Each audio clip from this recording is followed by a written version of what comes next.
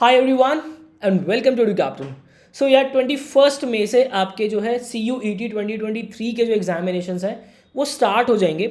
आज आपकी 10 तारीख है, 10 मई, और आप यकीन मानना अगले 2 से 3 दिन के अंदर आपके पास एक वेव आनी शुरू हो जाएगी। और वो वेव कैसी? अपडेट्स के नाम पे वेव। और मुझे पता नहीं क्यों लोग ऐसा करते हैं, अपडेट्स के नाम पे ना वो डर फैलाना शुरू कर देते हैं।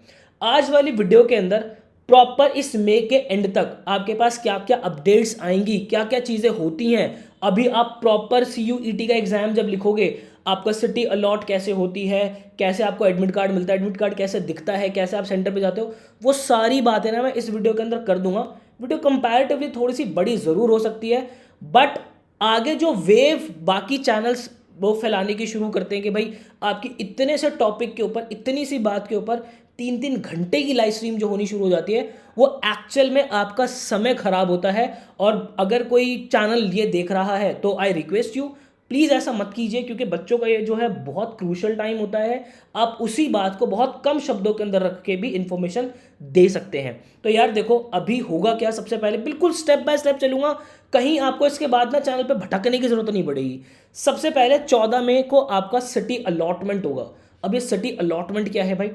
आपका एग्जाम कौन सी सिटी के अंदर होगा CUET का। जब आपने फॉर्म फिल किया था तो वहाँ पे आपने सिटी की प्रेफरेंस दी थी कि पहली प्रेफरेंस मेरी ये है, दूसरी प्रेफरेंस मेरी ये है। तो आपका कौन से सिटी के अंदर एग्जाम पड़ रहा है, क्या डेट है और क्या टाइमिंग है। टाइमिंग का स्टिल मैं अभी श्योर नहीं हूँ, बट NTA जो है वो बाकी एग्जाम्स भी कंडक्ट कराता है, तो वहाँ पे टाइमिंग भी जब वो सिटी अलॉट करता है तो टाइमिंग भी वहाँ पे वो मेंशन करता है। तो आई एम 99% श्योर कि आपका भी टाइम वो जरूर देगा। तो मतलब कि 14 मई को आपके पास क्या इंफॉर्मेशन आ रही होगी, आपका एग्जाम कौन सी सिटी के अंदर है, कौन सी डेट को कौन सा एग्जाम है, और उसके साथ साथ आपका टाइम आ भी सकता है और नहीं भी आ सकता।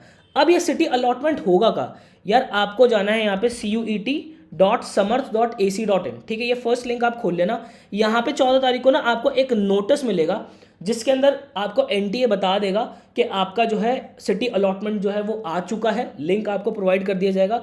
अब इस सिटी अलॉटमेंट के लिए आपको क्या क्या चाहिए होगा वो देखने के लिए मैं आपको बताता हूँ। आपको चाहिए होगा आपका एप्लीकेशन नंबर। अगर आपका एप्लीकेशन नंबर कहीं खो गया है तो अपनी मेल, जो आपने CUET का फॉर्म फिल करते वक्त जो मेल ID डाली होगी, वहाँ पे CUET सर्च कर लीजिएगा, आपको आपका जो एप्लीकेशन नंबर है वो मिल जाएगा। आपको आपकी डेट ऑफ बर्थ चाहिए होगी। सॉटरडे वाली बात, 14 तारीख की सिर्फ इतनी ही कहानी है। लोग इतनी सी बात को बताने के लिए बहुत बड़ा पतंगड़ कर देंगे और आपकी जो तैयारी वाला टाइम है ना वो आप खोते चले जाओगे। आप बहुत सारा टाइम यहाँ बर्बाद कर दोगे। अब उसके बाद 14 तारीख को पता चल गया, लेट से मान लो कि मेरा एग्जाम जो है वो 22 मई को आ रहा है, ठीक है। तो उस 22 मई के ठीक 3 दिन पहले, मतलब 19 मई को जो है मेरा एडमिट कार्ड मुझे मिलेगा। एडमिट कार्ड के अंदर मुझे क्या पता चल रहा होगा, एडमिट कार्ड के अंदर उस पर्टिकुलर सिटी के अंदर मेरा कहाँ सेंटर है, सेंटर का नाम, रिपोर्टिंग टाइम क्या है, वो सारी चीज़ें उसके अंदर मुझे जो है वो पता चल जाएगी। अब ये 3 दिन पहले ही क्यों एडमिट कार्ड आता है? और एक चीज़ यहाँ पे थोड़ा सा मैं एम्फोसाइज करके बोलना चाहूँगा, अगर 3 दिन के अंदर नहीं आता तो वो 2 दिन भी कभी कभी हो जाता है कि भाई एक दिन एक्स्ट्रा ले लिया। तो उसमें पैनिक करने वाली बात नहीं है कि सर मेरा तो एडमिट कार्ड ही नहीं आया, मैं क्या करूँ क्या करूँ। कोई बात नहीं, अगले दिन आ जाएगा। बट हाँ, अगर एग्जाम से एक दिन पहले भी आपका एडमिट कार्ड शो नहीं हो रहा है तो वो थोड़ी चिंता वाली बात होगी, तब हम NTA को मेल डालेंगे।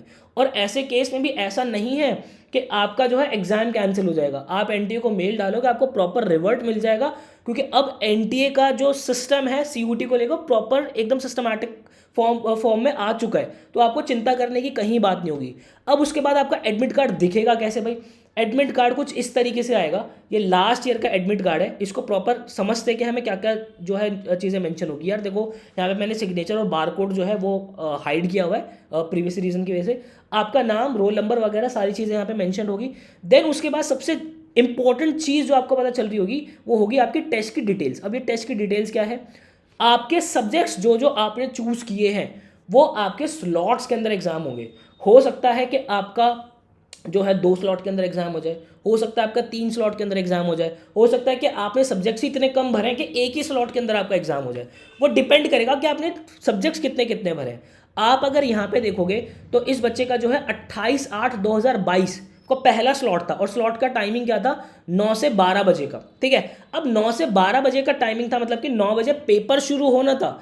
इसका मतलब ये नहीं है कि आप 8:50 पे 8:55 पे 8:45 पे पहुंचो, नहीं। जो रिपोर्टिंग टाइम एंट्री टाइम था वो था 7 बजे सुबह के, ठीक है। और 8:30 बजे तक जो है आप एंटर कर सकते थे। ये क्यों ऐसा होता है? क्योंकि इसके बाद आपकी बायोमेट्रिक भी होती है। आप जब सेंटर के अंदर जो है वो एंटर करते हो तो वहाँ पे जो है आपको आपके थंब के इंप्रेशंस देने होते हैं, जो कंप्यूटर पे आपको आपकी फ़ोटो क्लिक होती है, आपको सीट अलॉट की जाती है, आपको सिस्टम अलॉट किया जाता है। सिस्टम से मेरा मतलब है आपको कंप्यूटर अलॉट किया जाता है, उसी कंप्यूटर पे आपकी सारी डिटेल्स आ जाती हैं, तब जाके आप उस सीट पे बैठते हो, जिसमें थोड़ा सा टाइम लगता है। और यहाँ पे जो है मैं आपको बता दूँ, देखो जब आप सेंटर पे जाते हो ना तो वहाँ पे जो गर्ल्स हैं उनके इयर रिंग्स, आपकी नोज रिंग हो गई, आपकी ज्वेलरीज हो गई, वो सब रखवा ली जाती है। तो मैं ना जितने भी स्टूडेंट हैं, गर्ल बॉय, सबको एक चीज़ रिकमेंड करूँगा कि यार जब आप सेंटर पे जा रहे हो ना, आप जितना लाइट होके जा सकते हो उतना लाइट होके जाओ। मतलब अगर आप अभी मौसम की बात करेंगे तो गर्मी वाला टाइम है, ठीक है। नॉर्मल एक पजामा पहनो, ठीक है, एक नॉर्मल टी शर्ट पहनो और उसके अंदर ही अपना जो है प्रॉपर एग्जाम देने जाओ।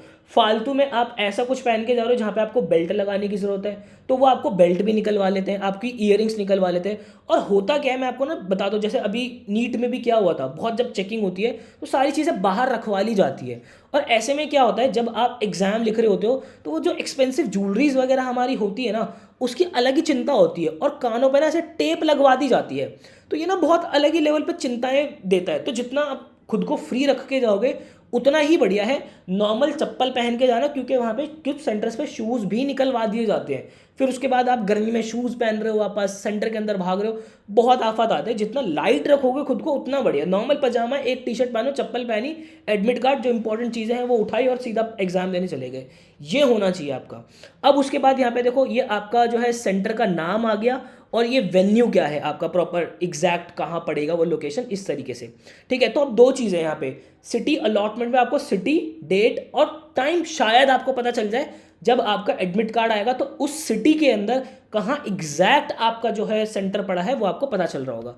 अब उसके बाद यहाँ पे नीचे आ जाओ, यहाँ पे आपको एक कोविड का भी डिक्लेरेशन फॉर्म जो है वो फिल करना होगा। अब कोविड का ऐसा नहीं है कि बहुत बड़ा है, नहीं।